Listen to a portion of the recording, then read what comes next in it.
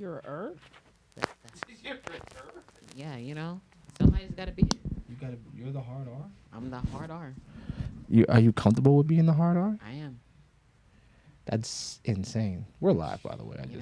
They can't see us, but they can hear us. As I came for your soul. can't believe you. Sometimes, why would you want to be a hard R? Because that's the one who kind of nobody likes. And at that point, I'm doing something a little right. I give you that. I'll give you that. You know what? That works. You're not somebody until, you're nobody. You're nobody till somebody hates you? Is that what it is? That's exactly what it is. Because the love can be fake. Hey. Guess who's back? This is a day late and a dollar short, but we in the building. How you doing, Bree? Very well, thank you. And yourself? I'm doing good. I'm doing good. Shadira? Really? Hello. It's got to be done. It's got to be done. You proud of you with that? Yeah. Yeah, man. And it's me, your boy, Job English, of course. Chilling. A nice Sunday before we hit the radio station. Got to do that. Got a lot of stuff going on. We didn't do our thing yesterday because all the adults were adulting. Yeah. I was the only child still running the streets. You had to work yesterday? I did. It was better. I didn't get off until when you texted me. I was with you from 7:45 p.m. I'm sorry. It was better. I mean, I was here. I don't have a life. All right, you guys, calm down. Yo, boys, it's your boy Job English, and we are doing the show. Guess what we have going on today? Today, we're going to be talking about you and your expectations. Like, are you even qualified for your own shit? Because we hear all the stuff, and this is not just about women or men. It's about all of us. Like, when we talk about our standards, our expectations, our worth, our value, all that stuff. Do you embody that? Are you mirroring that behavior? You feel what I'm saying? Like, are you even that? What is it? What they say? Is you like that? is you like that? Because I need to know if you like that before you start coming for me and what I got and how I'm presenting. Is you like that? That makes sense? Mm-hmm. Perfect. So, but first, how's y'all week been, man? Let's talk to y'all, man. What's been going on? Shadira over here making money moves off camera and stuff. What was you doing? I make money.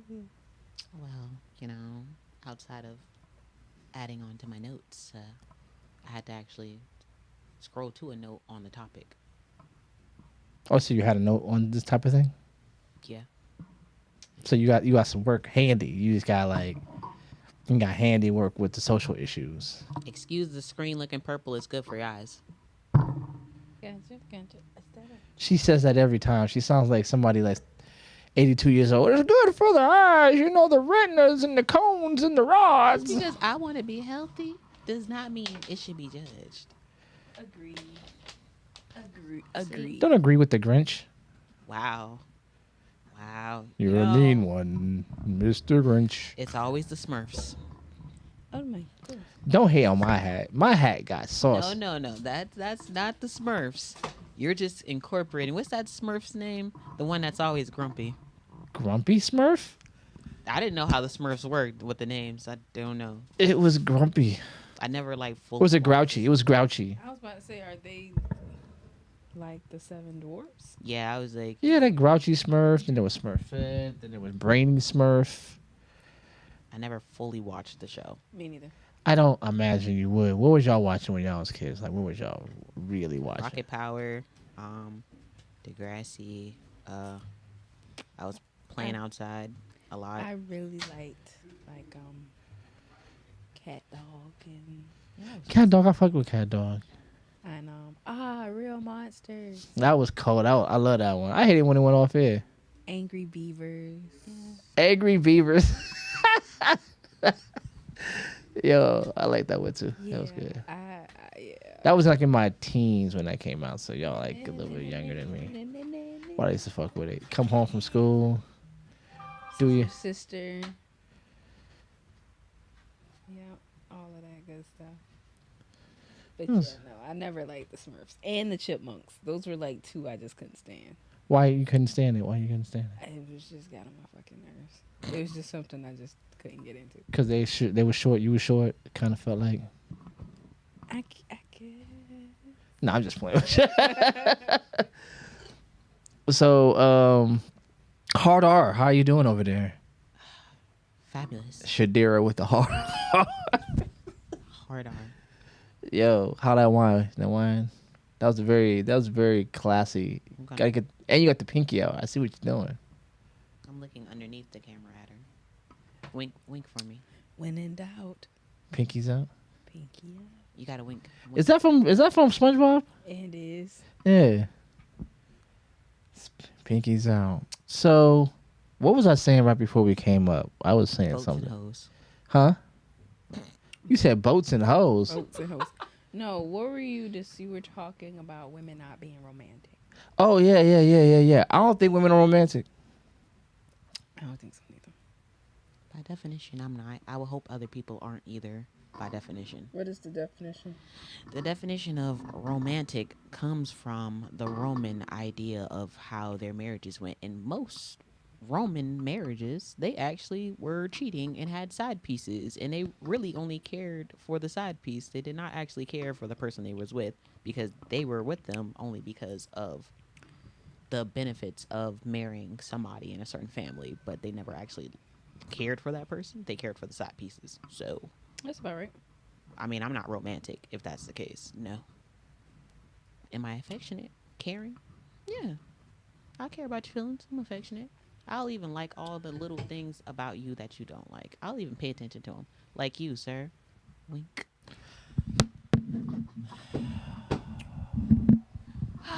This is better than the job incident.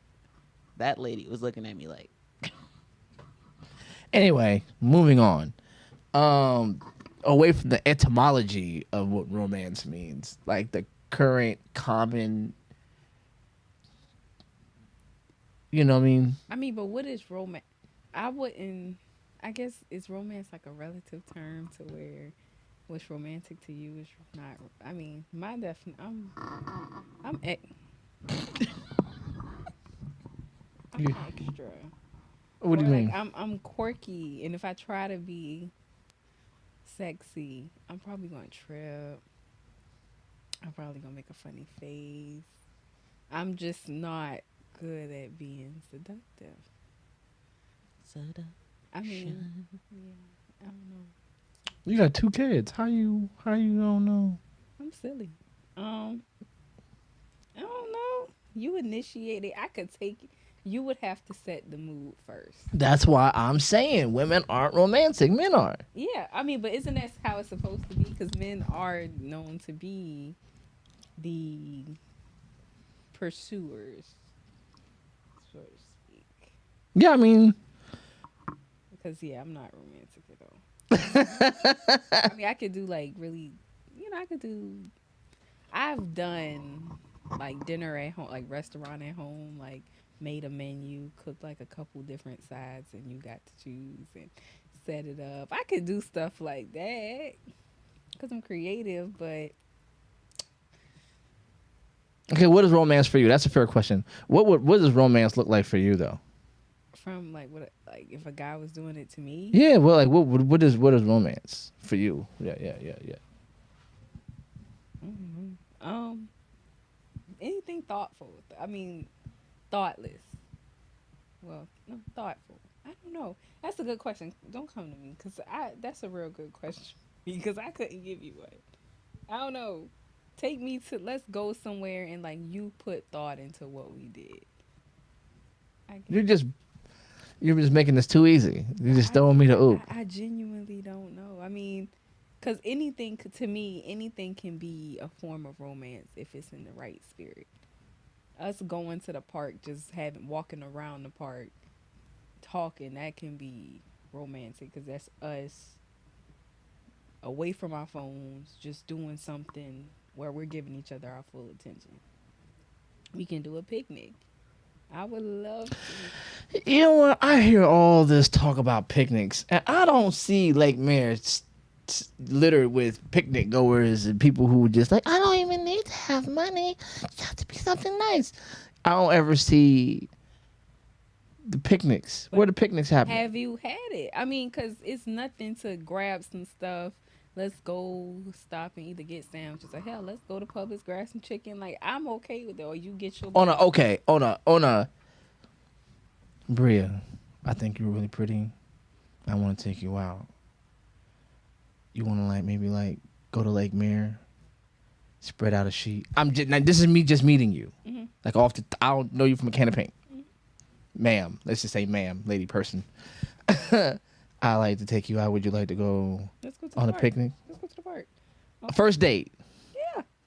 Because, I mean, we're talking. To me, the thing about money can buy whatever, but it does not buy the connection for me. And that's what it is for me. Because money's never been an object for me. Like, if we going somewhere, and if a guy do say, hey, let's go to the park, we could grab some food, we could go sit at the park. I am 100% comfortable with that. I am 100% comfortable. First date. Yeah. We just met. I mean, because, yeah. What about you, Shadira? First date. I can't say too much because I've had dates where we went out to eat, we did stuff. I had dates where we actually literally sat in the car, we talked, we chilled. So First date. Yeah, first dates. First dates where you were just sitting in the car the whole time. It was just and cracking it up, and then we had dates to where you spending over $300. So I mean, Yeah. it doesn't. It just ranges. Like, if you like somebody or you're interested enough in somebody, you're gonna meet them where they're at. Like, if you don't, then you're gonna be like, Yeah. you're gonna be using them. I feel like it's weird I expect for the first date spend $300 on me, and I mean that is nice. But you just meeting me out. I would be pissed if I take somebody and spend $300 and this bitch ain't got no conversation. Maybe Like, I would be mad. Like, I'm not even a guy, but if I spent money on this other person and you have no substance about you, I feel like a first date should be something light to where, like I said, we'll go a walk around the park. We working out. Your phone is in the car. That used to be a strategy for me to see if I want to go further. maybe it's because it's like when I think about a date, I'd be like, that got to come after I actually kind of like you. You got to like somebody enough to actually, before you even go on a date with them. Because what happens if you don't really like the conversation already? You don't see where it's going. And then you're just going on a date with them. Like, that would be so weird to me. And it's awkward because now I'm not interested in what's going on. Especially if food's involved. That is so like. And now we're just quiet or we're both just scrolling on our phones. Like, it's awkward. Yeah. Like, can we at first conversate and then be like, let's hang out? That has been a strategy for me. I tell a guy, meet me at Lake Mare. The reason why I picked Lake Mare, because it's like, all right, you got Daffin Park, there's cars driving on every side. You got Forsyth, same way. But, Lake Mare is kind of ducked into a corner. You leave your phone in the car. We got like 30 minutes of walking to where it's literally you giving me your attention and me giving you my attention. Like, nothing. And I can decide on, those conversations whether, okay, can I go on a date with this guy or not? That's just me.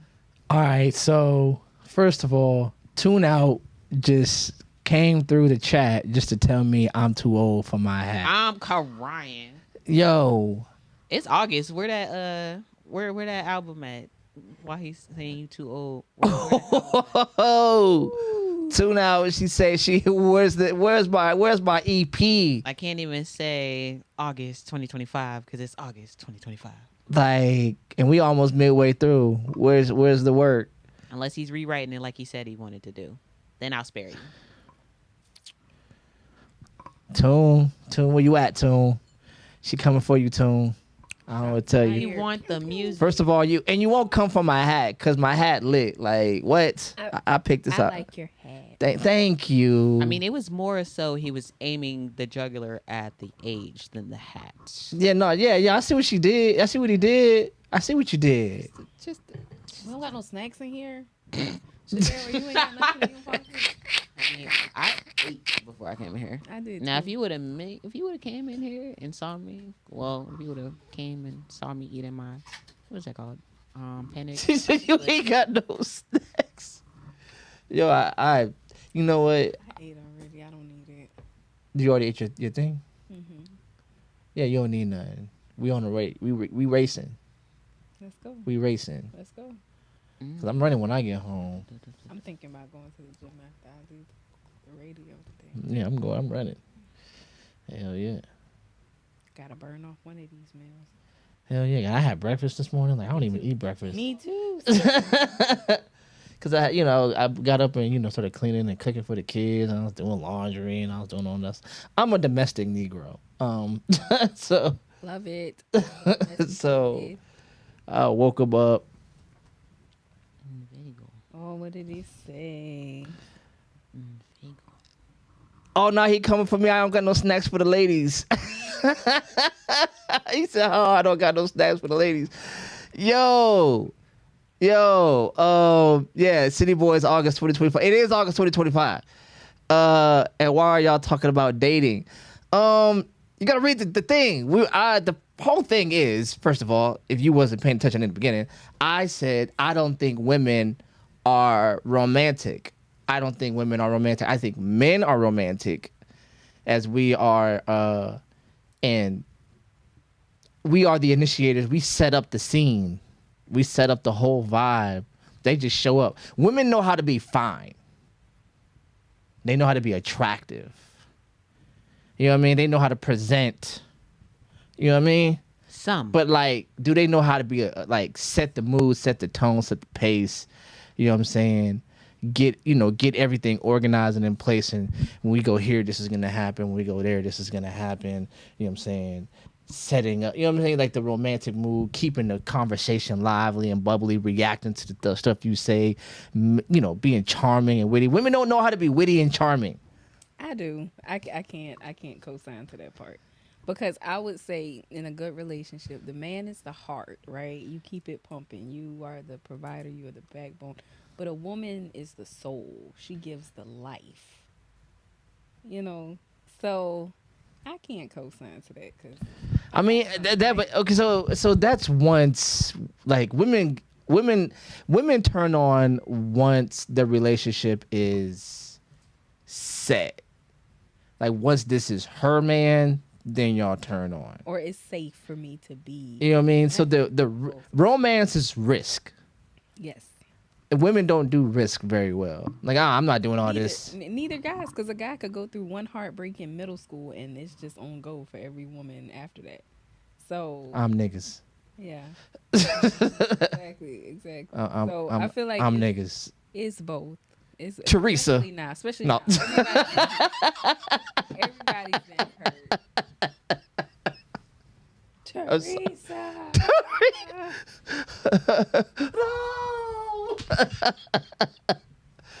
No, go ahead. I'm sorry. Teresa is water under the bridge. We're good. She like the Great White Buffalo. Great White Buffalo. But no, I just think that Tune Out blamed it on halftime. Dang. Yeah. I'm under the bus. Yeah, you did. In the chat right there, it says Hey, Tone. he said no. I mean, you. So he using my talking points. You initiated the date for this episode, but you didn't set the tone with no snacks for the ladies. Thank you, Tone. Thank you. Job slipping. Thank you. City boy. That's why I'm not on the album. Because apparently these niggas know what they're doing. I would have had snacks for them. I would have had snacks. While she drinking the wine. Y'all, you know what I'm saying? They drinking the wine. You know what I'm saying? It's always about what you didn't do when you know what I'm saying? That part. So, yeah, I just don't think women are romantic. Whenever I hear, women want romance, but they don't necessarily want to. I feel like nobody knows romance right now. Like everything, is coming from social media or whatever. Tune, I say, yeah, Teresa, fuck you. Go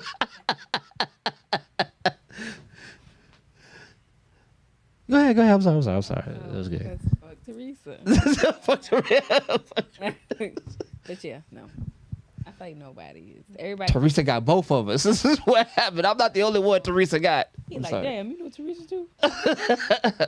Same girl. The original. Yeah. That goddamn Teresa. I'm sorry. Yo, I don't know. Maybe it all depends on the people. If I what you like mean? enough, if I like you enough, I want to do stuff with you. I want to go out. I might not want to be per se sexual, but I want to go do stuff, make you smile, make you happy. Yo, okay, I'm sorry. Yo, Toon acting up. He said, so you got alcohol and no snacks? Stranger danger.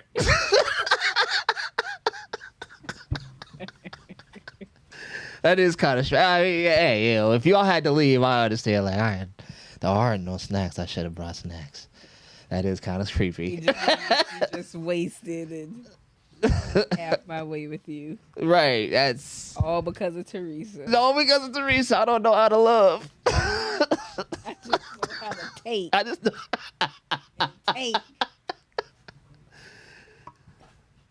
Oh my God, we got to change this episode to Teresa. Oh, that one heartbreak we all took. Yeah. So yeah. I mean, so yeah, I do think that. I think that heartbreak turns because there's a little bit of wolf in romance. You know what I mean? Like when you're being romantic, you definitely have this ulterior motive. You know what I'm saying? You're trying to, you know what I'm saying? You're trying to, if you think about like the fox in the chicken coop, you're trying to ease in there without alerting anybody to your presence. And you definitely want to try to, on some sinner shit, like get them to invite you in, but you know what you in here for. Yeah. I mean, well, giving can be a form of selfishness because when you get that little golden nugget in your chest when you do something really, really special, you can get addicted to that golden nugget. And that's when it becomes selfishness because you're not giving you're giving for something. You're giving for that feeling. So that's kind of that's why I think some guys are master chasers and women too, in a sense where Master chasers. I the excitement of chasing you, but once I get you, is Well, you squinting. You squinting over there. Why are you squinting? Why are you squinting? This is just like,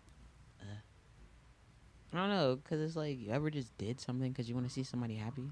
Like, you ever seen somebody just like down? But she's saying that's the feeling. I Like, know, like, I don't mean like the feeling of, oh, I want that golden nugget because I gotta be the reason why you happy. Like, nah, like, I mean, yeah, we all do that, but there's a level like I'm him. everything to a extent. Like you can give, but there are some people that I've met who genuinely like. You know, they said that about Elon Musk. They said Elon Musk wants the world to be saved, but he wants to be the one to save it. Yeah, that's a Like, it form has of to be him. selfishness. Yeah. Like he may do good, but it's not from For the sake of good. Yeah. it's for that. and I guess I'm the one that like did it. I'm the disgusted one at, that. to where it's like, I don't care if I make you happy or someone else make you happy. I just want you happy while I'm happy too. Like, don't ruin my mood because you're not happy. Like, be happy. And if I can do something to like make you happy from you not being happy, okay, cool. Now we can really be happy together. But like, I don't like that somebody just wants to like, I guess, get their rocks off, get their cookies up, just for the sake of like, oh, I know I'm the source of your happiness. I don't want to be the source of your happiness. Like, that means it's like at work when you become the golden child and now everybody coming to you. No, you're gonna drain me eventually. I don't want that. I just hopeful. I've had a guy like, because I've never had like somebody like do something like magical for me for my birthday, and he tried to do it, but I knew that he was doing it out of that spirit, and I wouldn't accept the gifts. So what did he say? Like he could not understand. I was like, you're not He was like, "Well, I'm gonna do this." I was like, You're not doing it because you genuinely like me. You heard me say that I've never had it done before, and you're trying to do all of this, but you barely remembered my birthday day." I was like, "When's my birthday?" They actually, yeah, you didn't. It wasn't from a caring place. Because if you listen to somebody talk, you can. They'll. That's another reason why I take them around the park. Because if I listen, listen twice, speak once. God gave you two ears but one mouth. Mm-hmm. Hush. And you listen like people who have that superhero complex. Because there is something called a superhero complex. Look it up. Oh no, I know it. I'm just, what do they call it in Star Wars, where you're not the hero, but you're not all the way evil. I'm like a Sith, so Yeah. you But no, get what you get. I gave it back, and he at first, like he just could not understand it at first, and then my grandma said you ain't always gotta accept every offer somebody gives you. So eventually he got it, and me and him are actually really cool because he never had somebody just not accept a gift. I mean, okay. I mean, I get it. You know what I'm saying? You bougie enough to be denying niggas. You know what I'm saying? It's cool. It's cute. I mean, it's not when you and like I say I'm gonna use this because I consider myself attractive. I've been attractive for a long time, and you got some people who will play on that. I've seen some of the most. I can give you story for story on some weird shit I've experienced. So you gotta have some form of an integrity or character about yourself, because if not, people will just handle you all kind of ways. Because you're just this pretty little flower. I want to pick. When you pick the flower dies. Because you're not gonna do anything to take care of it. You just want it because it's pretty. So I mean, yeah. yeah, I got a note on that too. I mean, but What you just so if you love it, you won't pluck it. Is what you're saying? Nurture it where it is. Mm-hmm. and it's where a lot of women get right now. We're in this society of it don't matter if you plug me, put me down, grow me, as long as you just showering me, you just giving, and you just no, that's not me. Yeah, I don't need. I mean, this is all proving my point that y'all not romantic. Y'all just do all the choosing. I mean, when I really like you, I could be romantic. It might be in a weird, quirky way because I'm kind of goofy, and I done had on like silk sheets and a silk like uh little nightgown and slid off the bed by accident. So like it's like sexy just don't work for me. So Slid off. And you short, so it's probably like a long way to the yeah, ground. like, Yo, that's crazy. Yo. All right. Well, I've learned something new today. How silk sheets and silk pajamas. They don't. they don't. You know, You can need terry cloth something. yeah, yeah, yeah. You have some cotton somewhere. So this is why I'm not romantic. I tried. This shit is harder than it looks. Yeah. There's a lot of things to consider. That's so terrible. What? Cause it's like, why does romance have to be like taken for, like, it has to be like sexual? It's gotta be something sexy or leading up to like sex. I think because that's just what we are expected. Because I always wanted to be Robin Givens in Boomerang when she shows up to Eddie Murphy's door with the trench coat on and nothing under it. Like that was sexy. Right. That was You never actually really love somebody. You just want to do something for somebody. I don't need nothing in return. I just want to do it. I mean, but that's Right. intimacy. Like, but that's still technically being romantic. When you go look at these other couples, older couples and whatnot, and you ask them what romance means for them, they'll tell you some simple stuff that ain't got nothing to do with sex. They literally just showing each other love and care and affection. I care about you. So y'all telling me ain't nobody just showed somebody you cared for them without yeah, I'm trying to cut tonight. Like ain't nobody thought about that. Nobody thought about that. Like that's kind of crazy. That's it. That is absolutely wild. Like, and I'm sitting here in my head like, damn, y'all. Like, have y'all never really just liked somebody and like really gave to somebody without expecting? I mean, yeah, but then you got your heart broke. But Yeah. Get back on the saddle. Like, I mean, what? yeah, I mean, we're back on the saddle, but it's really Don't be acting like. First of all, leading through who is because we can say that, but it's not. You're not gonna meet somebody that say, "Oh, she look like she got a good personality. I'm about to try to No, it starts with the attraction I feel now, and then it can actually work itself into something. Because right now everybody is visual. Everything is. I mean, but attraction doesn't just have to necessarily be like, oh, I want to give me what you got. Like, nah, it's just like, okay, you look good, you look nice. If I if I'm with you, I'm gonna want to look at your face to where I'm not gonna want to be like, I'm gonna get tired of your face. Like, nah, I'm just attracted to you. I want you around type of vibe. But it doesn't have to be like, I see you, I want to see them clothes off. Like, it ain't gotta be nothing like Why that. can't two things be true It could though? be I true, was about but to say just for because that to be the main thing of romance, like, it's crazy. Like, that's what I'm getting at. It's crazy for that to be the main objective of romance. So what do you think the main objective of romance should be? The main like, if this is somebody you trying to actually get to know and somebody you really trying to be with and dwell with for a good bit of time, hopefully for a long extended period of time, it should be because you want to care for this person and you want to like actually dwell with them in like some harmony. You want to like, you want them to feel good, but not just because you want them to feel good, but because you know the good actually like is good for the relationship. Same way how you want somebody to be romantic and whatnot towards you, I would hope you would want to bring it. If that person don't happen to bring it and you missing a little bit, okay, show some initiative and show up and do something then. Go do something to bring the spark back or keep that good flow in here with y'all. Like, that, maybe that's just my idea, maybe that's just my thought, but I'm like, shoot, go ask these older couples. They've been doing this for 10, 15, 20, 30, 40 years. Like, yeah, it's just kind of weird to where it's like, this is where we like, this is where our standards is at. This is I, where we at. it is where I mean, because Bootsy can't. You know, I shout out to Bootsy. I love Bootsy. He had a theory, and he was talking about like older, the older way of dating. He was like, you know, as a man, older, you know, you had your wife, you had a neighbor, and you probably seen that fine ass lady that be in the grocery store. He was like, it was always probably just one or two.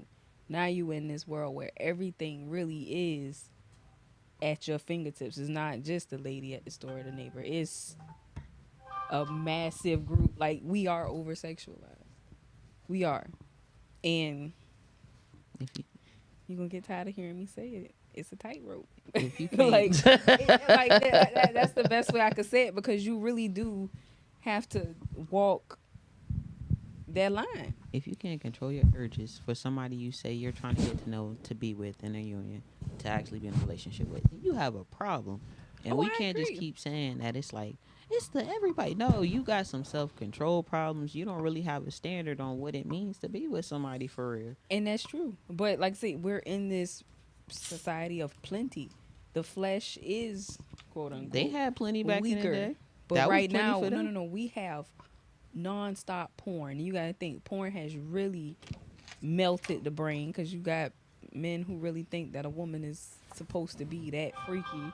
So that's manipulating the standard of a man. Then you got all of this on social media, all of this always in front of you. You got women who really have lowered their substance, their mental, their conversation, their whole idea process, because they feel like BBLs and spandex clothes and lingerie with Jordans on is that's what they're focused on. They're focused on the look and to pulling in a man to where they don't have any substance. Maybe it's because, It's where we are right now. maybe it's Like, we because, really, and this is the first time society has been in this situation. So we're trying. I guess everybody's trying to maneuver through it, maybe, because before we didn't have social media like this. We didn't have the access. Like I say, our kids have access to these porn sites because we have now. Everybody has a phone. Everybody used to at one point in time only had a desktop. maybe So it's where because you can it's, look, now it's just it's here, and we have to find a way to navigate it, because these are different times. Nobody's now. If you're fortunate enough to have that thought process, but a lot we know that the world, most people are sheep. maybe it's because the word accountability, to where we love to have accountability whenever it suits us. But whenever it comes down to certain stuff, like them same girls that even with them be wearing lingerie with the sneakers, guess how many people will be snapping and being like, "Why is you wearing that? You look tacky, doo boo boo boo." we have accountability. It's just most people only want to select and choose when to uphold that standard. Because I've seen the same people that will sit here and talk about how something is bad, something is this, turn around and be on the same bad, same this, and same that, and don't want to be better. They want to pick and choose when they want to be better. So it's like when we think about it, especially the ones that done went through them quote unquote heartbreaks and now like how they be saying how, oh, she got standards now and boo boo, but it's like she kind of been knew she had standards. She just blurred the lines just to blur the lines. So it's like, when are we gonna actually take some accountability and be like, yo, like, They blurred the lines because it's put them on your other ears. Okay, they blurred the lines because it was profitable to do so. Like it's the social media is the thing that has really made that empty thing that you were talking about. It that's what made it profitable. Like these women get on, and I know people who I know of substance who have heart, who have dedication, who are loyal, but will still get on the gram and be half naked because, yo, They want benefit. they gonna monetize that. You know what I'm saying? So it's like you got a little bit of poison in with the cure. You know what I'm saying? Like, A little leaven leavens the whole bread. So if you sitting up here applying the poison mhm. and you supposed to be non-poison, then you are just as poisonous as a person who ain't got poison, who got poison all the way. Like, you're just as bad if you're willing to sacrifice those standards, sacrifice those that level to be able to gain something, let alone gain some money or attention. Like, you just as bad as the people that are ignorant. Like, that's why I believe it's 2/3 of But people, there's always somebody who's willing to support their lifestyle and they just as bad. because we can say, because like I said, there was an interview with this girl. I'm not gonna say her name. She's very big in Savannah, big stripper. Apparently, she's a prostitute too, and you know she get money. She do we know prices? No, I'm playing. like, He was serious. like seriously, she's serious. from Savannah and she's real big. Everybody know her. She's hood famous, and Text me her name so we I can can see. say like we can say, oh look at on our level, like, because I don't respect it because you're a mom, and like I say, this is a new level. We've never dealt with what's gonna happen with these kids when they go to school. Bring And back shame.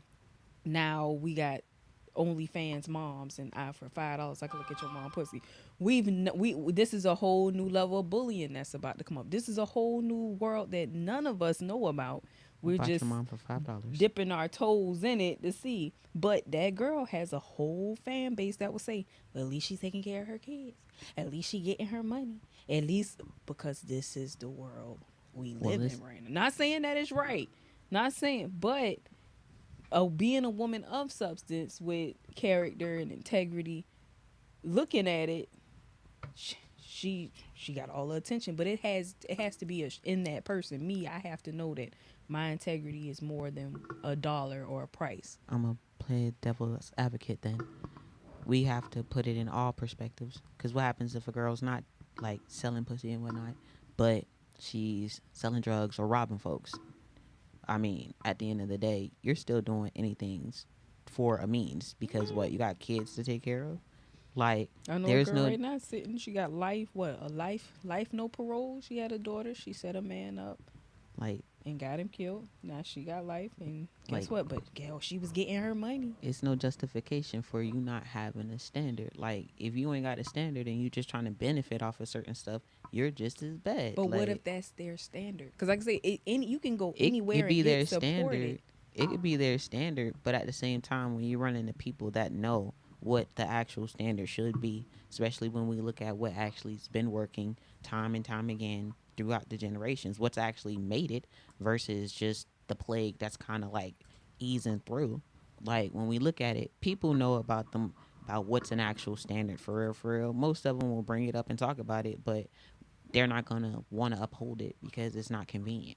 It's not going to get them that attention. It's not going to get them resources. They're just going to be sitting there making excuses just for them to keep doing whatever they want to do. And makes you serious and deserving respect. You're doing everything under the sun. So it's like, you only want a standard when it's convenient, then you're just as bad as somebody without a standard at all. Like, you're actually worse, because they say it's worse to have the rules and break the rules. than a person to never have the rules at all. At least an ignorant person, you can deal with ignorance. You did something out of ignorance, I could deal with that. But you purposely have something, but you purposely go against it because you want benefits of what comes with going against it. You worse. You terrible. You're the scum. You're the scum. You are the plague that's plaguing us, and that's bad. Like, but that's what we're supposed to be celebrating. Like, bringing her back up. Can't remember her name. Jack. Teresa. I'm sorry. I Jack thought you Bottom. was. But she was like, she wants to celebrate our, like, why don't we celebrate our people that be talking about certain stuff? And I'm like, because in actuality, we're not really supposed to be celebrating them. And as much as we try to make it seem like other people celebrate them people, they don't. They be shunning them. Be looking like, you embarrassing. What is you doing? You embarrassing. Like, even the TV shows they call themselves putting out, they be talking bad about them people. They don't be thinking that's cute or nothing like that. They think they are an embarrassment to their nation. They think that they literally should not be doing what they're doing, but they're doing what they're doing for $1. So this is a great segue into what I really wanted to talk about today. He said, bring it up. Huh? He said, bring it up. We're going to bring this up. Yeah, we're gonna bring it up because I think y'all stumbled onto it anyway. I'm just gonna go ahead and read our title. Yeah. Okay. You know your standards. You know your worth. You also know your expectations. But do you embody those standards? Do you embody your value? Do you mirror your expectations? Mm-hmm. Bring And I think based on, and look, they love to do the whole, I see, because I watch, since we do content, I always get the content that we kind of do whenever I'm scrolling or whatever. And I see the dope ones and the big ones, and they all have it's always a lot of pushback when the men say exactly what y'all just said. So I think it's fantastic that y'all have said it, because it's not just like misogyny or misogyny classically that I'm imposing these sort of gender norms or gender ideas about what should and shouldn't be as far as women's behavior. But the idea that there are women who have, I wouldn't say a classic or a conservative or, whatever value, but just have a virtue. Virtue is a good word. Right? I don't think we use the word virtue enough. Like you have a virtue, like a higher order of goodness that you're supposed to be subscribing to, and we don't. So our virtue, especially in this capitalist society, I be talking like shit, but it's really money. And I'll say it like this: when money is your ethic, you don't have a virtue. You know what I mean? Because anything it takes to get money is on the table. You know what I'm saying? If in order to be a good person you had to forego profit, then, you know what I'm saying, then money can't be the virtue. In order to get money, you might have to forego being a good person. And we're okay with that. And that's where we are as a people, because we're so emasculated, we're so impoverished. We use the term broke amongst ourselves like they use the word nigger to describe us. It's a pejorative that is meant to dehumanize. As soon as you hear a man is broke, he is no longer a human being. Mm-hmm. And the only thing he needs to do is to go get some money so he can be a human, so he can have a relationship, so he can have kids. We can't even have access to your children, especially when you're a male, without money. That's the end all be all. Like, to your point, at least she's getting her money. And that's our bottom line as a people, is that we're getting money. But do we embody, when you start hearing what the values are, and this is not just about women. When you hear dudes talking about, I need a woman that's, submitting, and I need her to, and then everybody pretends to be Judeo-Christian, and then it goes, but the woman should not submit to a man who was not first submitted to God. So if you're your highest order as a man, if the highest order is you, then you've already broken the covenant, because you're not even fully submitted. How is she supposed to submit to someone who's not fully submitted? And then that's when people break away from the Bible and go, well, I don't even, that's your sky daddy. You know what I mean? So it's, you know what I'm saying? They don't want them standards. They don't want them standards. I'm just saying. Them standards is legit. You know what I'm saying? So, because the standard is bigger than you, right? The standard stands whether you, like, and I've said this before, the standard stands whether or not you, like, if you get fired, if I get fired from my job, the standard to replace my job doesn't leave with me. The person who comes in has to fill the standard. Mm-hmm. You know what I'm saying? So if a standard rises and falls with whoever occupies a position, then it's not by definition a standard, because standard is an uncompromising flat line, right? And so this is where I started to ask the question, like, do you know your expectations, but do you really? Because if the standard changes based upon how much money he makes, or how fat her ass is, or how light skinned she is, or I'm dark skinned. Don't point this way. no, Don't disrespect me. there'll be none of that. Look, she's not dark, and she darker than you. I'm darker than her.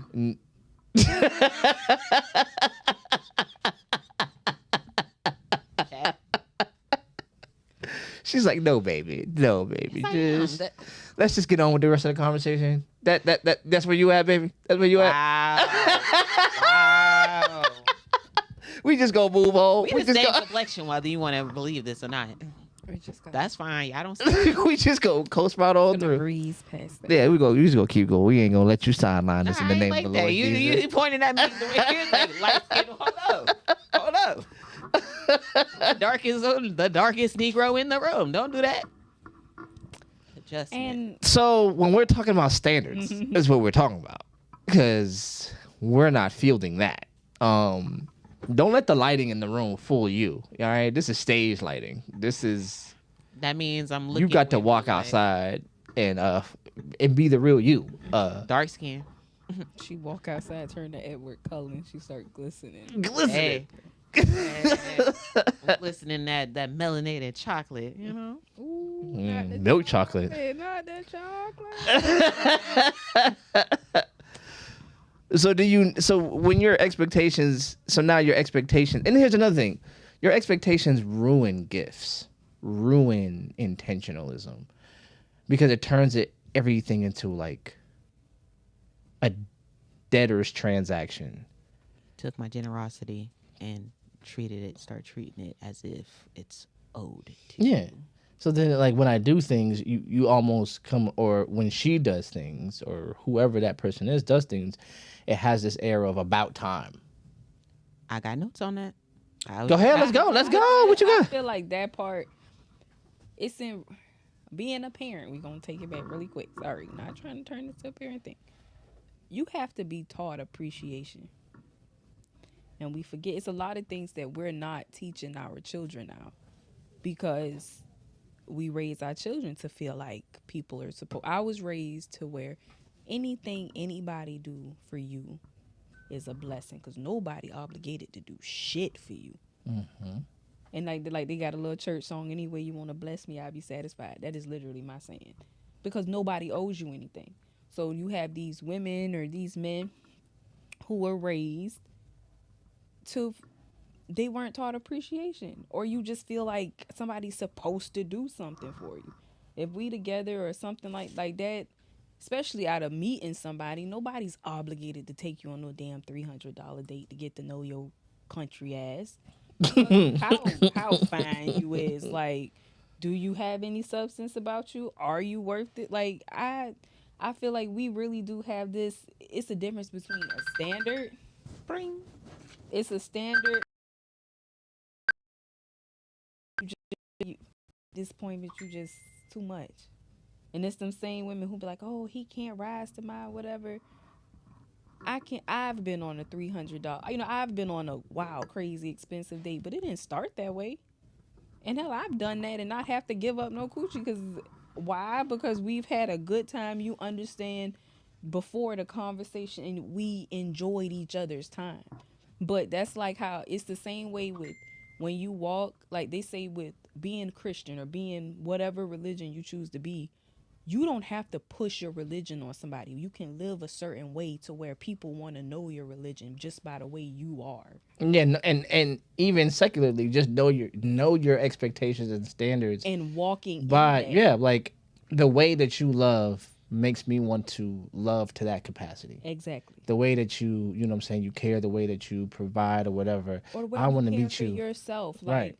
I don't expect nobody to do anything more for me than I'm willing to do for myself. And because I walk that way, and you're going to hear me say integrity, because I say what I mean what I say. I walk by the same rules I expect somebody else to walk by. Because I have cousins tell me, oh, you just trying to make me live like you. No, it's just a certain way. I know that to get through life, it's not always popular to have character and integrity, and integrity is doing the right thing even when no one's watching. It's hard to do that, but the results from that shit is amazing because you always have respect, no matter. But the where you results are go. not flamboyant, right? So the results are That not part. like It's not a integrity is it's not nothing you can immediate. you can't make a reel of integrity because like you said, it's when nobody's watching. So if you go to film it, by definition it's somebody watching. So integrity is that thing that is like the foundation, right? Nobody sees the foundation, but it's the thing that keeps everything sturdy, keeps everything up. If you don't have integrity, then you have something really nice, and half of the experience is getting inside of this thing that doesn't have integrity and moving around in it before it falls. Like knowing this thing could fall at any minute. I think that's why we like the side piece culture, the situationships, is that they have no foundation. So the half the fun is running through something that is gonna fall any second. You see what I'm saying? And then getting out and going, we almost got caught, man. We almost, and then run back in there and try it again. And then when it collapses around you, play victim. Like it wasn't supposed to ever fall because you know what I'm saying? Because somehow we have another thing that kind of undergirds all this is we have an arrogance problem in our community. And the definition of arrogance is thinking you're better than you actually are. So because there's a difference. No, like because like I say, because there's a difference between confidence, and there's arrogance. Like you really looking at, baby, you not that, But I've also heard it say, and I'll just add this up to be devil's advocate, and then I want to go to Shadira because she's got notes, and I know she's just scrolling the notes waiting. People, I've heard this said about nobody calls an ugly person arrogant. Yeah, they do. Yeah, they do. They don't call the pretty ones arrogant for the most part, unless they're trying to humble them. But they doggone show call somebody that they feel is unattractive to them, because everybody is pretty in their own ways. But they do call them arrogant. But the pretty ones, the ones they don't be trying to. She's confident, but she is a whole demon. She's a whole demon. Bald-headed demon. No, so you got notes, and I want to hear Got these. a bunch of notes. Go. Let's get some notes. Let's get some. Thank ready. God. We're gonna create a whole segment called Shadira's Notes. Say thank God for these notes. We're gonna have Shadira's Notes. Let's go, Shadira. Shadira's Notes. Let's go. Like, I got notes on the foundations. I got notes even about dating, about how you should have your own realistic standards as far as what do you bring to the table. Move and that pillow. Yeah, you're like scratching the mic. But I like this pillow. Just a little bit off the mic. You could keep it there, but right. Yeah. And the cord is hitting the mic. It's your cord. Okay, now go ahead. There you go. Oh, but because I love certain things about the Asian community. And shout out to my Facebook little K-pop dramas and stuff like that be coming up. I love watching them. But they always have like a certain standard, and in real life, not just a K-pop drama, to where if you're going to date or marry, it's got to be somebody in your bracket. It's got to be somebody that has pretty much the same attributes as you, that carry the same mindset as you. So where I've said it before, to where it's like, our culture is the only culture that doesn't really have a true standard. Like Job said, our standard only is about money. But when it comes down to actually having a real standard to actually make this relationship last, to where we're not just getting divorced, like we're actually going to be together for an extended period of time. Like we have set in stone stuff on how to actually court to make sure we're going to fit to where, I mean, of course, the attraction part. But what exactly do you do? What's your education level? What have you done? What do your family do? What do you try to do when it comes down to like, do you want children? Do you want to build something? Do you have a business? Like, or are you just lazy? What do you got going on with yourself? To where I even put that in my structures, to where I believe that although I'm not full fledged to the top as far as how I would like to be, how I know I can be in a physical sense, I still keep that mentality to where I can tell myself, to where I know right now I'm a poor aristocrat.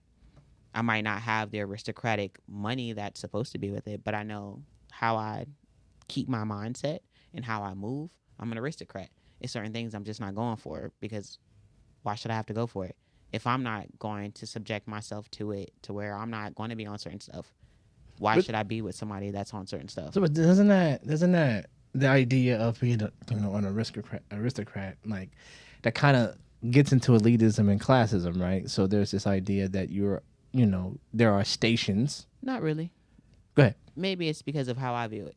Okay. I don't just view it as like, you're poor, I'm rich. I view it in a sense of like, where's your mindset at? Okay. How is this going to help me stay balanced as I'm helping you stay balanced? Are you just draining me, or are you actually here to help us build on to the next level? Because it's one thing if you're down, okay, I'm going to help you if you're down. But it's another thing to where you're just down and you're drowning and you're pulling me down with you because you don't have that type of mindset. You don't have that type of standard to where I'm not going to bash you because you don't have no money. Money comes and goes. The riches of the rich people can turn flat broke in a blink of an eye. So it's like, how do you carry yourself? How is your person? How is your mental? How is your spirit? Like, how are you with your emotions and whatnot? Because I know how I get. You get a little too extra with your emotions, I'm going to eventually shut down. And then when you come and talk to me about it, I'm going to tell you why I shut down. And I'm going to tell you about, hey, I ain't like the XYZ do.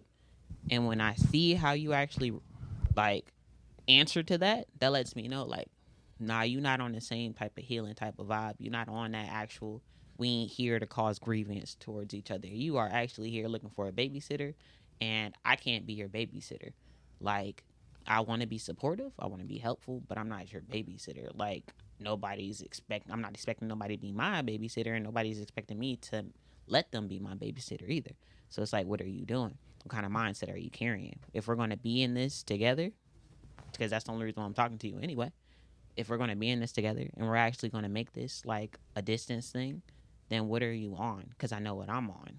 And in a sense, I can say I can't expect you to be the richest person in the world because I'm not the richest person in the world. But there are people who would exactly expect that. Who will say things like, "We both can't be broke." You know what I'm saying? Or I mean, we both I could feel make like money. our community is just so badly destroyed to where do you? Let me just ask this question: do you think we have? Wait a minute before you go. Can you just top her. yeah? Could you give me a little? Yeah. Do we even have a community? When you look at what a community is and what it, We have a the community. fabric. We have a community for whatever. We don't care about. Oh, shit.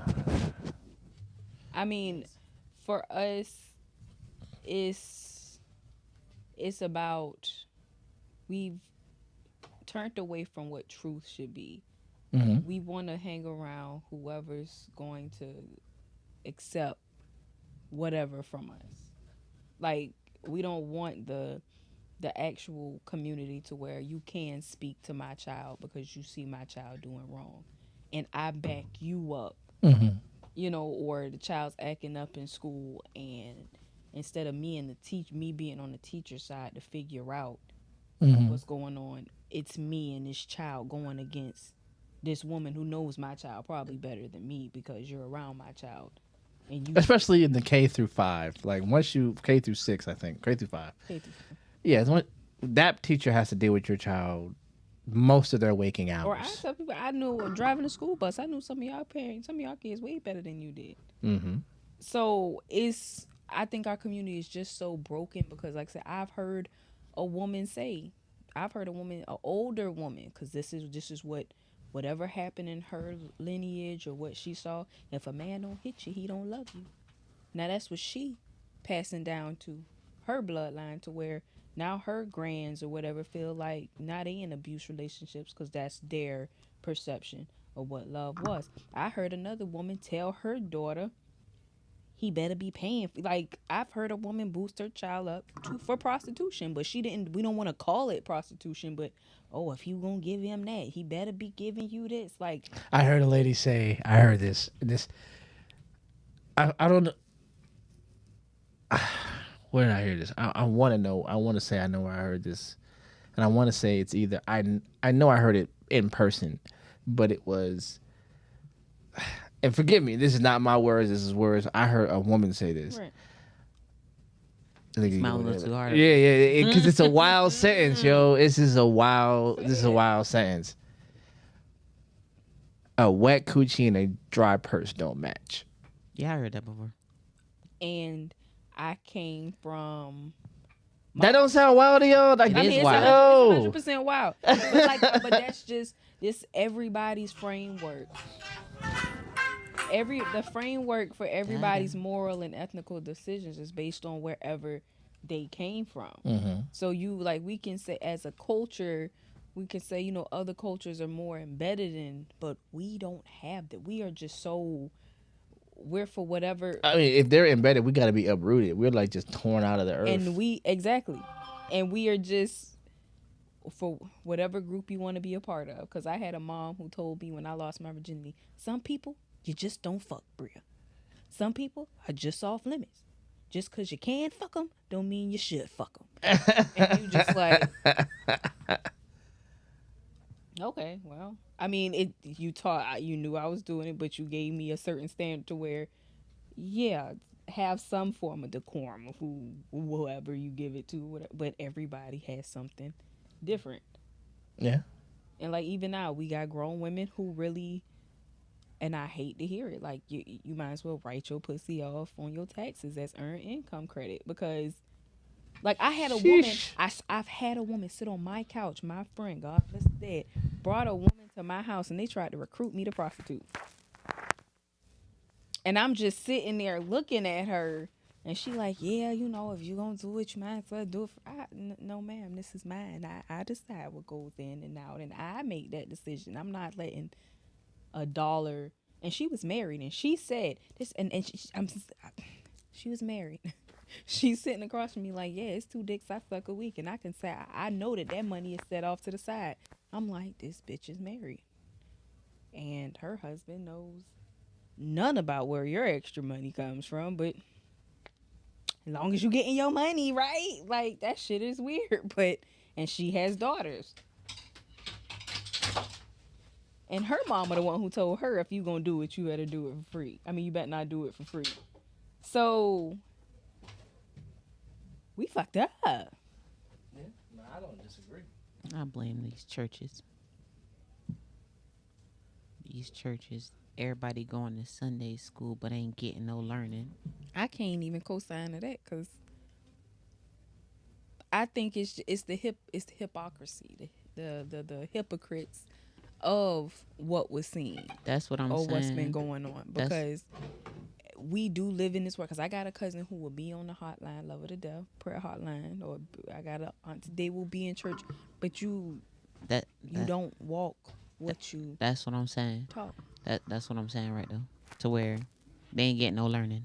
Because when you actually are in church for real, you actually attest to what the scriptures say for real and go about what the laws say for real, then you got some learning about you. And when you got some learning, you're going to apply. You're going to actually have that fear. When you don't have that application and that fear, you ain't learning nothing. You just going in there regurgitating junk.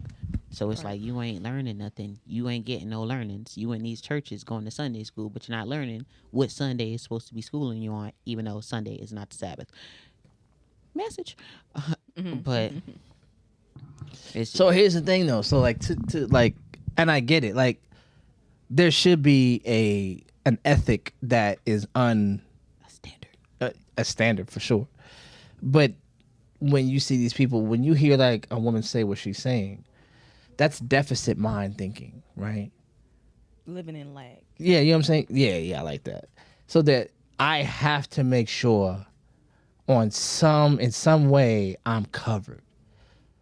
Like, because I even in creating this show, I battled with the idea because I wanted to talk about exit strategies as well. Because just in talking to you talking about your friend trying to recruit you to that understanding, that's an exit strategy thinking. I got to make sure I got this tucked off on some just in case worst comes to worst. Sometimes. When really your behavior is creating the worst comes to worst. Because what if he leaves me for exactly what I'm doing? I could have just not been doing it and then not have to have that concern. But when you sabotage your reality with your fears, then you almost bring that reality, that fear to life. You gave it space in your reality. I'm trying to figure out who law that was. can- That's a law of the universe where whatever you fear, you attract.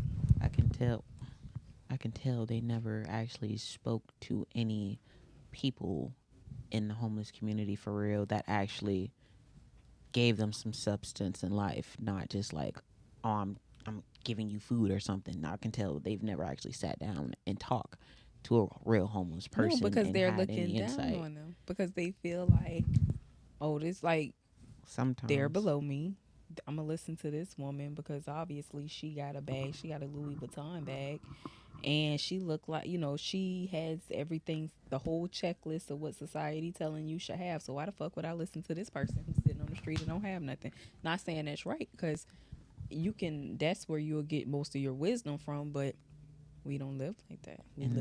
We want to follow the person who got the quote unquote and checklist. that right there is the plague. That's the plague that we're dealing with. That's the matrix. Like, that's the plague. To where it's not everybody, even though it's a lot of us, it's not all of us that think that way and move that way. There's communities that don't move and operate like that. There's families out there that don't operate and move like that. But just because it's majority don't mean like there ain't nothing out there. There ain't a remnant out there. It's just sad to see that majority of our people are lost and broken. And What do you when you say broken, what do you mean? Because here's my thing. I don't know if everybody's broken. I think everybody's properly indoctrinated That's broken. to their end that they're trying to achieve. To what they're trying to achieve. Yeah, you know what I'm saying? So like if I'm trying to get, I'm trying to find thick chicks that's gonna put out, how far am I willing to flatten myself as a human being that's broken. okay, so describe what you mean by broken. When I say broken, to where you're doing whatever to jeopardize, like your standard is jeopardizing from the actual standard. You're willing to jeopardize that actual standard and call it your standard to achieve what you want. That's a broken mindset. Because if you really had a standard, like you said earlier, the standards can't be moved. It can't be like, you can't break that. Whether you perform it or somebody else performs it, it's still the standard. So if you're not reaching that standard, you're broken. Like in the military, if you don't pass that physical training test, then you ain't a soldier. But for somebody's standard can be get this money, make sure my child got all the Jordans. When we say, but like, these But that's standard, So these Those are standards is broken like about standards. virtue. Personal standards is about immediate gratification. So we got a lot of dudes out here, a lot of females out here, and I'm not gonna play in statistics, but we have enough to have a problem that we keep having to come around to these questions. broken society. That money is the ethic. Money is the thing that we believe is going to ease everything. We've seen the things like, oh, they say money doesn't solve all your problems, and they're like, money will literally solve every problem I have. And it's, while there is a money problem in this country, there is an ethic problem in this country in what we're willing to do with, for, and about money. And when everything is singularly, when that's the nexus of all your behavior is money, it tells you how to treat people, who's worthy of any sort of treatment at all. Even when you're talking about homelessness, you're talking about people who don't have resources and access I don't have to listen to these people. They don't have Shameful. the thing in the middle. People are no longer in the middle. The nexus isn't people, it's money, it's things, it's services, it's goods. And then we all live in the periphery of that. So then it's like the person who is closer to the center is somebody who's much more desirable.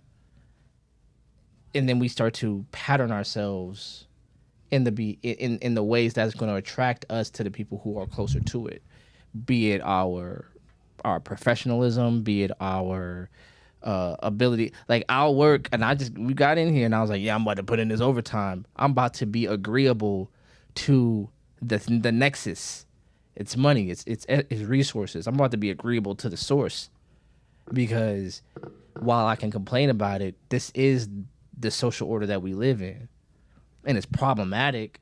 But there are a lot of women who, like she said, they'll do the unethical things, they'll do the immoral things, they'll do the non-virtuous things in order to get to that thing in the middle, and that's all it means. And you got to think at one point we are the problem, because they don't feel like they see right now. All they see is the up and up. All they see is, yes, I got the Jordans. Yes, everyone has that nearsighted. Everyone's so nearsighted to where they don't see the consequences of everything. When you do have a certain moral or ethical code, you walk with a certain lightness, because you know it it's not in your face, but in the long run, I'm gonna win. The turtle wins the race. We forget that all the time. The turtle is the one that win the race. The slow, it's going slow. But right now, like I said, we're not thinking about what's gonna happen. All like the parents of this, I'm gonna bring back to the Oglethorpe Mall shooting. I get like how were their upbringing. I guarantee you they had the Jordans. I guarantee you their mama had their back and made sure they had whatever. But their mother did not think, or their parent in general, I ain't gonna put it just on the mother, didn't think far-sighted enough to where, okay, how are my actions in raising this child gonna affect this child later on in life? We not thinking like that, because we are literally in a society of right now, right now, right now, right now, because that's what it's about. Right now, we here for a well, Drake said, I'm here for a good time, not a long time. We all just have this short-sightedness that's like, yeah, y'all shot at the mall, but y'all not thinking about what the fuck is about to happen to your life afterwards. Everybody thinking, we think now, oh, they slid. You got some of the people, oh yeah, they slid, they did what they were supposed to do. Y'all ain't think about the laws that's about to come out behind this shit, and how it's about to make a lot of shit more harder for you. We're a nearsighted world right now. And the thing about walking with integrity and a strong character, is the strong character and the moral and your ethical decisions is for the long run. Because now my bloodline's going to be different. Yeah, my child's going to be different. My kids are going to be different. But nobody care about that in this microwave society where we just want it right now. No, I don't. So then, to get back to the original question, and I think you're answering it. No, we don't embody our standards. No, we don't embody our values. We impose those values on other people. You need to perform, regardless of if I'm a thugged out dude or a ratchet chick. I expect a level of output that has nothing to do with my input level. It's almost like those Ninja loans that was out like in '08. Like, Ninja was no income, no job, or I forgot what the A was. But it was basically like those high risk loans that they were giving people that helped the housing market crash. That they were given so much on credit, even though they didn't qualify for those things.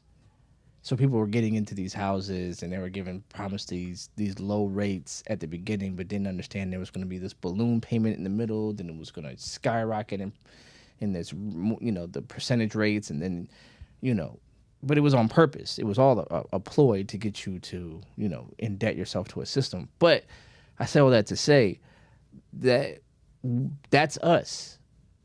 It doesn't matter how I live. It doesn't matter how I'll use another analogy. Like, my driving record has no bearing on which kind of car I can get. I could be a horrible driver, but just so long as I have just enough to be able to get in this car, I can get whatever car I want. It doesn't matter. Just imagine if a car, I think we talked about this before, just imagine if a car could tell you no. Like, nah, I've seen your driving record. You might have messed me up. There's a lot of cars for a lot of us that will look at our driving record and be like, nah, I don't think you qualify for me. I'll be in a Ferrari. But there's a lot of people who are in these relationships you don't qualify for. And if this person really could check your whole facts and check how you was living or check your behavior, they probably would have backed out if they could really objectively look at how you treated the last 4 or 5 people before you. They were like, nah, never mind. You know what I'm saying? But we don't care about that. It doesn't matter. We don't want our, you know what I'm saying? We don't want our history to have any bearing on how we live now, which is why we keep doomed to repeating the history with new people. Our relationships keep ending the same way. If they keep ending the same way, that means your history is repeating itself with new faces. It's over and over and over again. What does somebody say? History repeats itself, then deletes itself. So then now you know what I'm saying? It deletes it. As soon as it repeats it, deletes it. Now you don't even know what you're seeing anymore. We just keep pretending like we don't know what we're seeing. We've seen it over and over and over again. And the kind of funny thing is when we're giving advice to other people who are going through their reciprocal phase, we got all the advice until it's time to come home and live some of this advice out. We start making exceptions. And that's where all of this comes from. All of this expectations and standards and morals and all this stuff comes from that place where you feel like you are above the rule that you set. That this rule is for everybody else, not me. It's almost like a parent. I feel like that's just that inner, I'm gonna call it an inner insecurity that you're not ready to touch it. Because that's what the accountability part is. Mm-hmm. Like, in order to have accountability, you have to reach into yourself and really touch that part that you don't want to even share with nobody else. Mm-hmm. And it's the insecurity. You can't, because in order for me to tackle, because I lived in a family to where if you got a man next to you, you better not ask none of your uncles or brothers to fucking help you with shit, because where that nigga at? Mm-hmm. That held you to a standard to where I gotta make sure whatever man next to me, you gotta be handling business, nigga, because I got more emotion single than I do with you. And I've had a situation like that. Like, I can't call on you, and if I gotta call on my brother, nigga, you can't be here, cause I got more emotion single. Not saying, oh, I'm messing around with these people because they can help me, but why are you here? Thank God. Like, What you got? What you say? Oh no, I'm just saying, thank God. Like, for real. what? Like, having to have those hard conversations with yourself to where you don't allow yourself to be above the rules, because at the end of the day, there's somebody that's showing you that just as much as them rules apply to other people, they apply to you. So in my head, I'm just saying, thank God, because it's like, even if I don't think I'm going to be punished or judged by somebody else, that punishment, that judgment comes like that, to where something is going to show in my life, to where something's going to happen, to where I have no choice but to look at accountability in the face and take accountability and go over it and write it down in my notes to make sure I can constantly go back over it and study it, constantly make sure I I mean, pay but attention to it. I mean, to be that thoughtful is just not in the reactionary handbook. Like, people are just reacting off of whatever the most recent stimulus that they got. So I'm just saying. And I'm saying it's for who me you- personally, thank And God. it's who you choose. Like, say, we live in a world where it's a lot of people who like their yes men. Like I said, it's hard. Like I said, it's lonely at the top. The reason why every successful person say it's lonely at the top, because in order to get to the top, you have to be willing to do things that everybody else is just not willing to do. Yeah. Working on your body, working on your mind or whatever. No one wants to get up and do that shit. It's a lot of work. I get a lot of people who ask, like, cause where I started at, like, physically, Bria, how did you? And I'm giving you the play by play. I'm telling you exactly. I'm telling you my whole story and what they say. Oh, I can't do that. You ain't even try. Mm-hmm. I can't do that. I'm gonna go run Ozempic. Cause it's so easy to just Mm-hmm. It's so easy. get It's a so easy shot to It's so easy to shortcut. You know what I'm saying? So with the shortcut. money for a lot of men is the shortcut to being Yeah. an adequate And their man. body is Right. for women. Your body is an easy way for that shortcut to get whatever you needed at that moment. Like I said, your coochie is like the microwave. Your mind is the crock pot. Because if I could get your respect, if I could get a man's respect, if I could get you to see me, and that's how I based every relationship. Like, see me as a person. If I could get your respect, I can get everything that whatever that pussy was gonna give you, and more, without even having to give you my body because But that's not. But that's not. But we're in a microwave society. To your own point. So I'm not about to crock pot my mind to death. And not even with no guarantee that you're gonna be here when it's done simmering. You know what I'm saying? But if I throw this money at you, or for a woman, I throw this body at you, this is faster than microwave. This is, you know what I'm and saying? again it's the short side because one thing about it's a bad bitch born every minute. One, two, girls who I don't went to school with, yeah, they was fine. But as this 30s rolling in, they getting real, Mhm. that body ain't bodying like it used to. So like I say, it's the you got the near sight to where you only seeing this, then you got the far sight of it. Cause yeah, getting up every morning, Mhm. it really did. It was hard. But after a year or two in, now your body forming. Now you getting to where you want to be. It's you have to have that mindset of wait. But again, I will always go back to how adolescence. I feel like right now we're over celebrating children. We are throwing parties for a kindergarten graduation. We're throwing, all you doing is showing this child no matter what you do, you going to get to where it's not even special to that child Participation anymore because awards. now it's expected. Every time a teacher give me a gold star, I need a damn parade.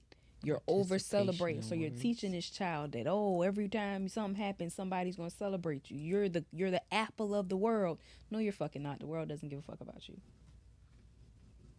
Yeah, we gonna go out to eat because you did good. Yeah, but I'm not about to throw you in a part. Like when you get that party, it's gonna be because you deserved it. You really you went above. Like I don't even believe in when it comes to allowance. I'm not gonna give my child allowance on something you're supposed to do. I give my daughter allowance when she goes out. Like, Mom, I listened to this podcast and I learned X, Y, and Z. That means you went above and beyond. I'm not gonna give you money because you cleaned your room. I'm not gonna give you money because you clean the house. I'm not gonna give you allowance because Stop you wash the dishes. What? that rubbing. You can hear it. Yeah, you can. Dang, this is a sensory thing for You me. know that. No, I really just was rubbing it. I did not like. It's was a like, what the sensory hell is thing that for sound? me. It's a sensory thing. But yeah, no, Yeah, like, rub the fuzzy wall. Do that. But yeah, no. You gotta. You supposed. It starts in childhood. What are you teaching your child? Because like, say you're raising somebody's spouse. You're raising somebody who's going off into the world. You got guys who think that somebody's supposed to love you like your damn mama. You got women who think that you supposed to take care of her like the father she never had. You got women who never had a father telling a man how he need to be a man. Bitch, how do you know? I want to say something. Raising strong children is important, but I do not want to take accountability away from these adults out here. Just because it's harder to teach an old dog new tricks, don't mean that new dog can't learn a new trick. So just as much as we have to build up these children properly, some of these adults need to be fine and comfortable with breaking that mindset they had and relearning, re-educating themselves. Actually, what is it called? Edifying themselves and becoming better than what they were on and what they know they was on. Like thank God, like it's not easy, but But thank there's a God we do. there's, and I don't disagree. There's a resistance to extinction. This is a sociological term, I think. No, it's a psychological. One of the two. But there's a resistance to extinction is psychological. That once there's a diminishing return on their behavior, we still live in the past of where it was working the best. And so when you see, you can see it in age. You can see it where you can see how somebody's dressing. Like, all right, we could see where this was, this was your era, because this is where you stuck at. You know what I mean? You see the dude, man. It's like Tuesday, Camera, look at you. Tuesday, June 3rd, and it's you got your Sunday suit on. So this must have been how you supposed, you know what I'm saying, back in the 70s or whenever that happened. Like, you could tell where somebody is. And I don't think I'm above it. I don't think anybody's above it, but some of these places we are a little bit embarrassing when you're talking about your expectations of relationships, when you're talking about your expectations of romance, when you're talking about your expectations of sex or finances or whatever. You have this, I can tell where the world made the most sense to you because that's where you're talking from. Well, a lot of people still live on that middle school ideology. Like, I still hear grown men saying, "Oh, her she a freak. That's why her coochie loose." Or like we have those little, but not realizing a vagina is meant to push a child out. So your penis is not doing anything for her. Like, we like not only bring that up because I still hear grown men living by this middle school ideology of even down to the body counts. Like, it's all childish. We're grown. You want to hold this woman to a standard and your dick is community dick? Like, why are you So even in that bringing way, this up? does he even qualify? Like, he has these qualifications, right? And he thinks the social him thinks that his body count doesn't matter because a man gonna be a man, whatever that's supposed to mean. And it really just means there's a lack of responsibility or even the expectation of responsibility to any of the women that he's dealt with, right? So does he qualify for the type of woman he's idealizing? Ready to go overseas, ready to passport bros, ready to mail order bride, ready to whatever, join a what do you call them things, a cult or whatever, do all that crazy stuff in order to guarantee an outcome you don't qualify for. You don't qualify for the type of woman you're complaining doesn't exist. But see, I feel like in those situations, I like guys like that only because you upfront about. I'd rather somebody bluntly just out front, even if I don't agree with it. I know to stay away from your weird ass. But they too live in a cycle. They live in a whole cycle because guess what? That's what you're not walking what you talk, and it's going to manifest in your life. You cannot think negative or live a negative life and think positivity is going to come from. That's why we got so many grown people. Oh, I'm fighting the devil. The devil on me.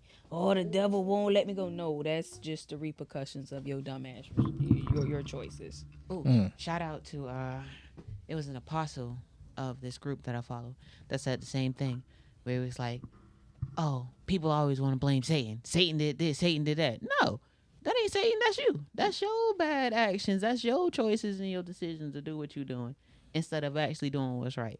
Stop blaming the devil.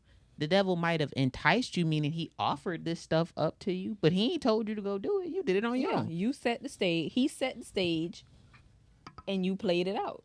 Like I say, if you and I think that's where we have to get at to where it's where matter of fact, I'm not gonna say we, I'm gonna speak for myself. That's where I am at in the world to where I just accept you for where you are, and I could just make sure I'm not on the receiving end of whatever you got going on. Because eventually you're gonna crash. I got cousins and like I've gotten to that point, like I'm really in that point in my life where don't cast your pearl upon swine. I don't have no more advice for people. because all I can do is just like, all right, you see your actions, you see what you're doing. Don't come to me with the bullshit and all this sob story because you're living this. You know what you're doing. You know. So when it all backfires, look at you. Don't blame this person. Don't blame that person. Don't blame the devil. Don't blame. Sit with yourself and then figure out where you went wrong. Because that's what's going on. You cannot do negative shit and expect positivity to come from it. Can We two got to get to, huh? can two walk together lest they agree?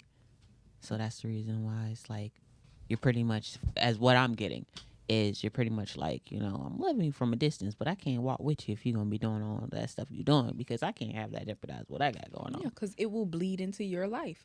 Somebody, that's why they say, you gotta watch who you let entertain your ear. You gotta watch who you around because whatever they got going on can and will bleed into your life. I said that on a post too, where I was like, you gotta pay attention to what you pay attention to.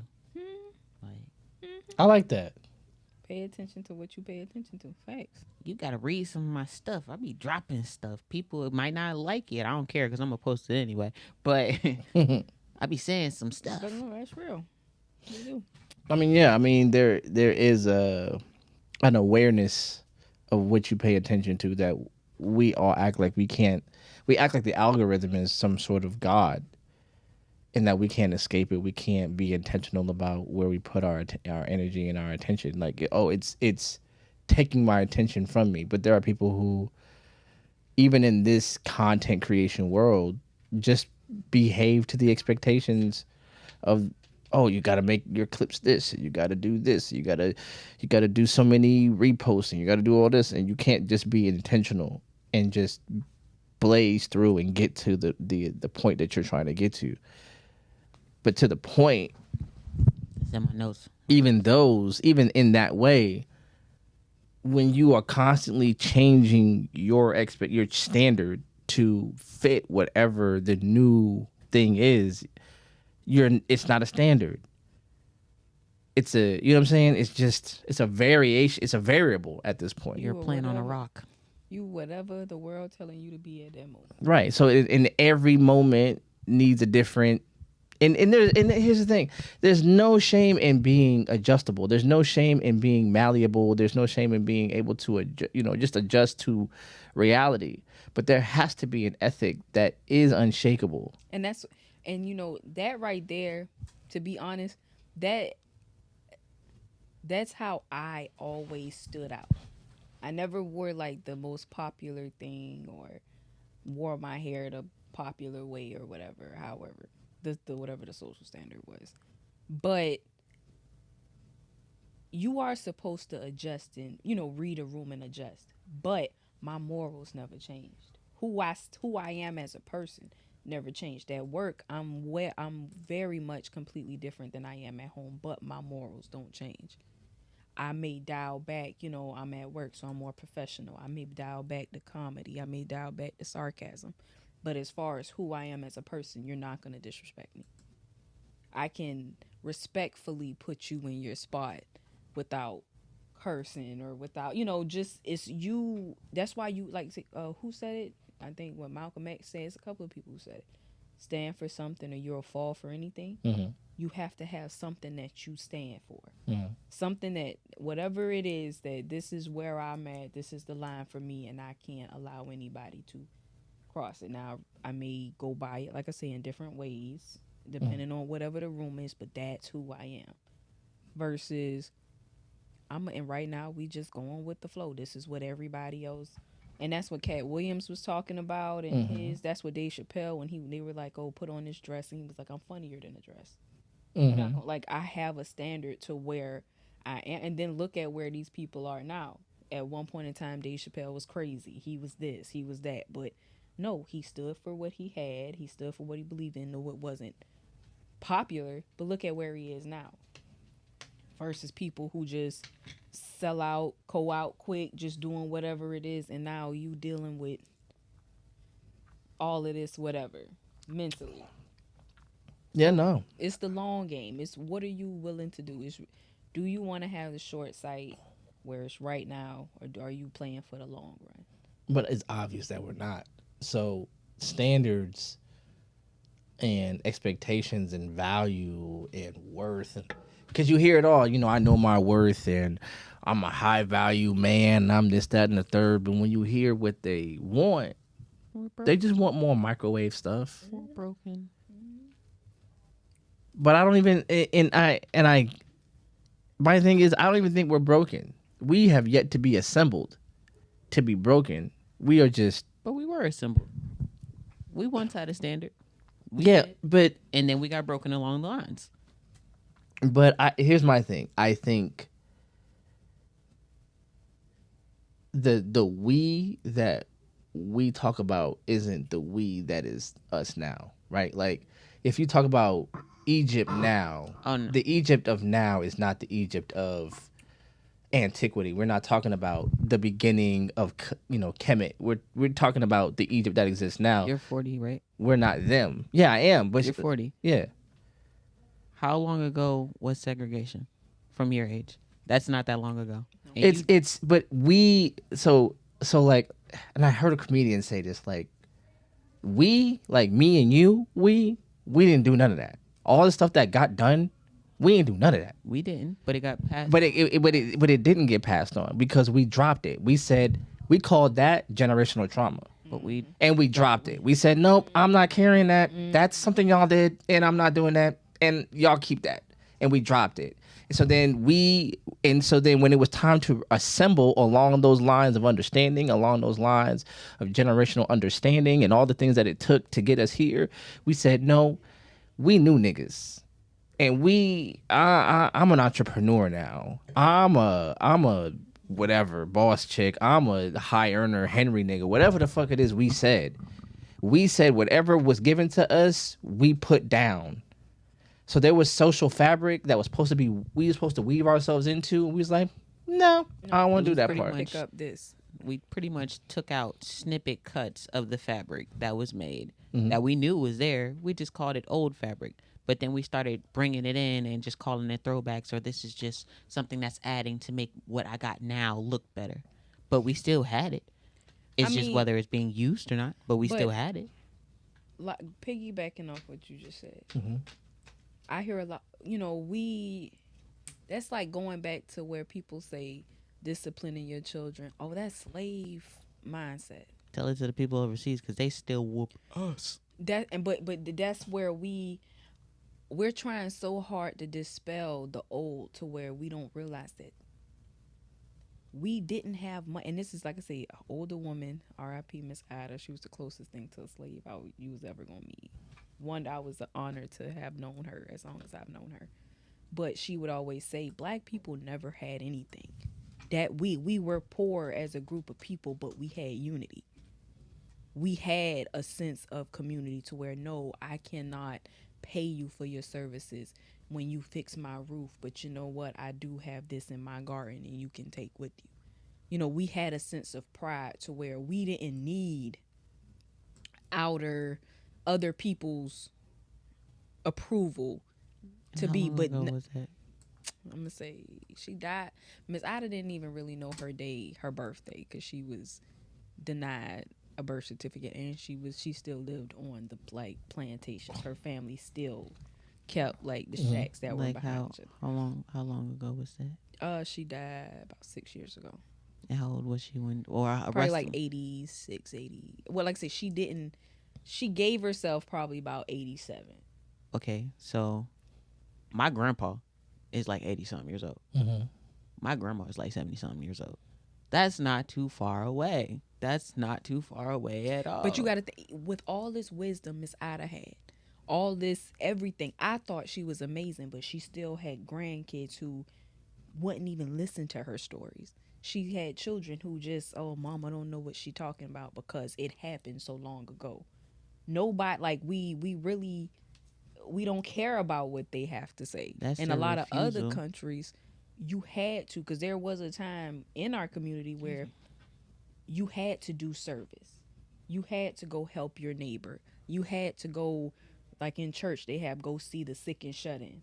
That was just, we made our children, we made ourselves available, because the only way you can grow is by getting that wisdom from these older people.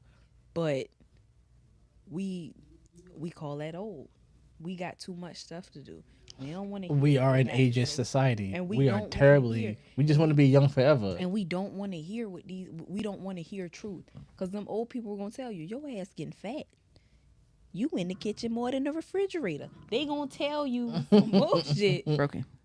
but we don't want to hear it, because we have. Because we hated it. Look, we hated it so much. We promised we wasn't gonna give it to our kids.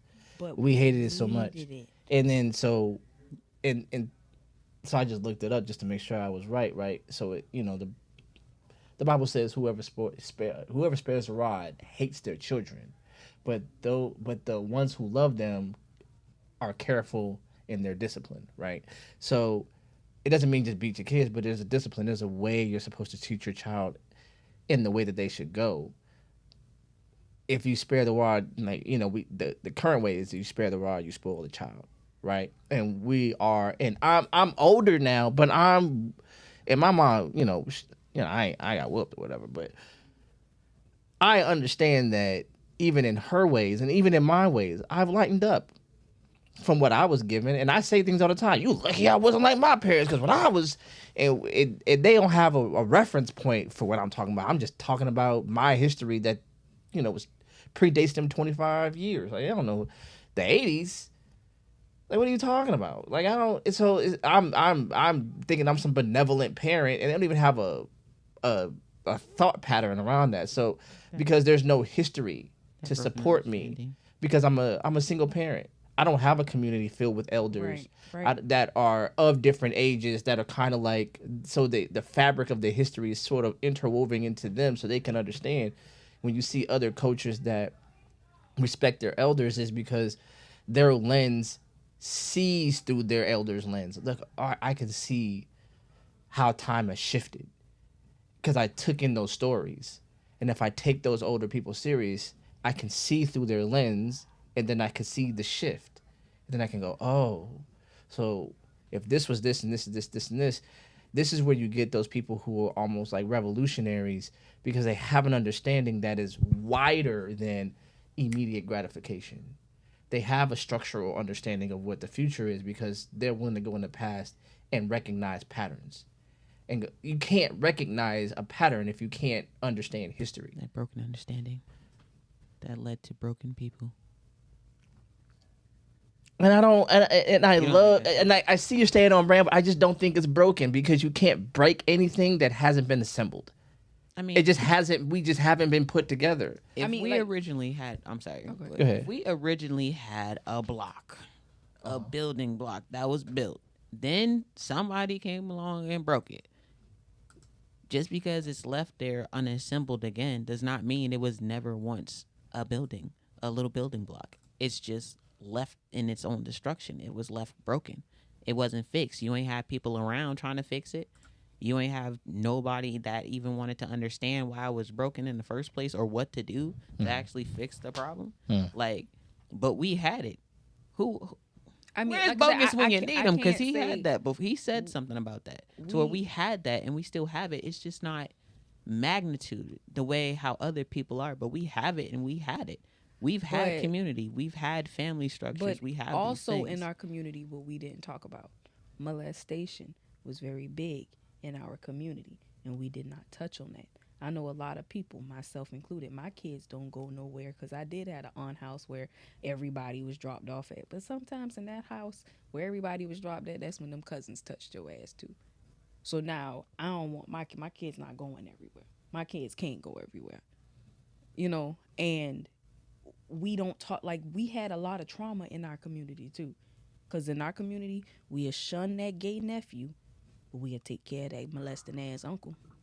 like We nobody. don't do it. And like I said, it has happened more times, because like I said, I know people who this stuff has happened to, and it trickles down. I know a guy, my child father, he tell me a story where they pulled up in the projects, and his grandma was outside fighting in her bra. That's grandma. So we can't say that he had this foundation of a block, because nigga, that's I grandma. won't say. Because like I said, it depends on where. Because like I say, in the projects, you got to think where the projects came in at. At one point, the projects was to help you get in and get out. It was to help you, was a stepping stone. But it became, when that crack epidemic, it became a ground for ignorance. That was after we had some type of structure to where we became broken. It's not the fact of we didn't have it. It just wasn't passed down. The knowledge wasn't gained. Nobody had any But how understanding, far and along do nobody. you go to where we can say, because what if the generation who started there, we can't conclude that they had it. We really cannot. See, the thing is, when we say we can't conclude who had it, we always look at it as who don't have it versus what actually was passed down. Because even in today's society, you still have some people that are attesting to a certain standard because it was passed down to them generation on top of generation on top of generation. So just because a vast majority don't have it, don't mean it wasn't there. It's just not the plentiful.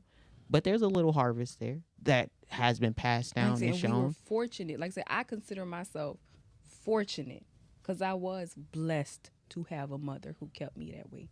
I was blessed to have. Now, I took it upon myself to learn my history and stuff, but still beyond that, I had that. I was fortunate enough to have seen that.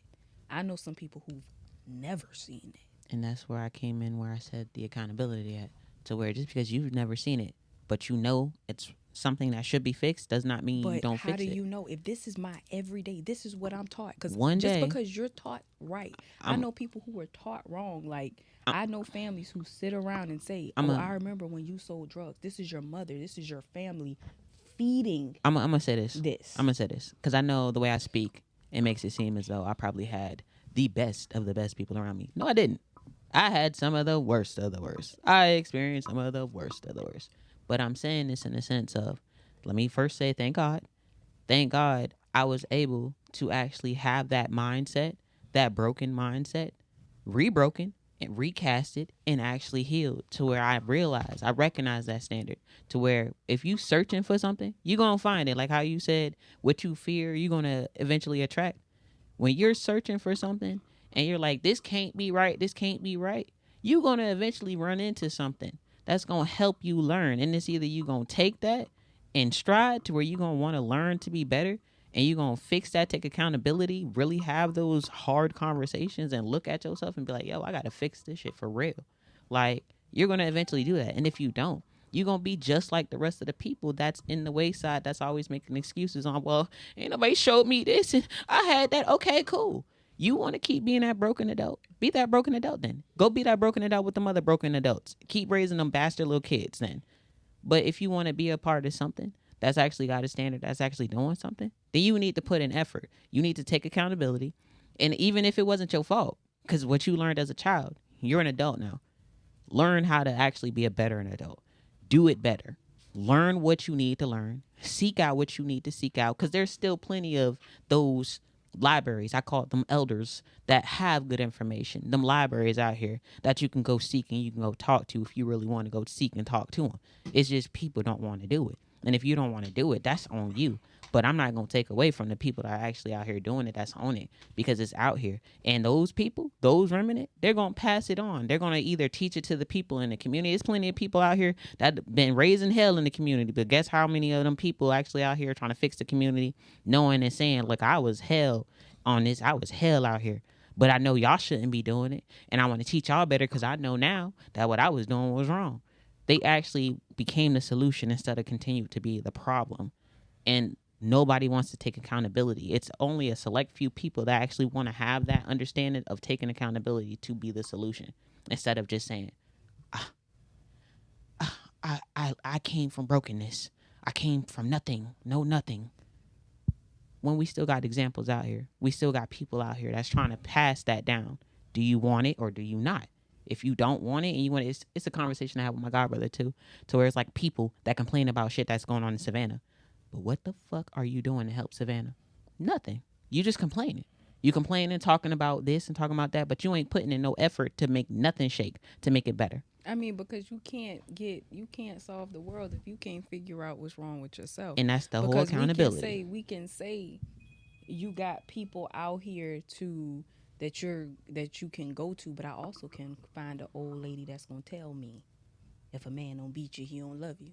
You if you are like say you are fortunate enough to have the sight to be able to find that. But we know it's lonely at the top because we live in a site where the mass people they're going to find because I can find a whole village that's going to support my fucked up ways. And that And right if there, that's what I want, like we can say, you're not fixing, you need to fix Savannah. You can't even fix yourself. I know 50-year-olds who just can't understand why life just, and you can tell them, I can tell them, they can have Martin Luther King standing here telling them. But if they got that group of people over there saying, those, it's all right, baby. But those. that's So then here's my broke. question. Here's You my wanna question say on all broke. this, because what this sounds like is the idea of a community is a fruitless concept then, because you're always going to be able to find some sort of patch of people who are going to co-sign stupid. That's not what community really was. Community wasn't perfect, right? But it was cohesive. When we started, what you're talking about is like, oh, being dropped off. You're talking again. We're talking about like this deficit thinking and this deficit arrangement where our community was so disheveled. Everybody had to drop kids off over here, and there was no cohesive. That's not cohesion, right? That's not order, right? We're dropping off all these kids so we can go to the club. That's not order, right? So, and no oversight of anybody in the community. When you look at some of these Jewish communities, when you look at some of these, African communities that come over here, when you look at some of these, Asians, shout out to the Asians too.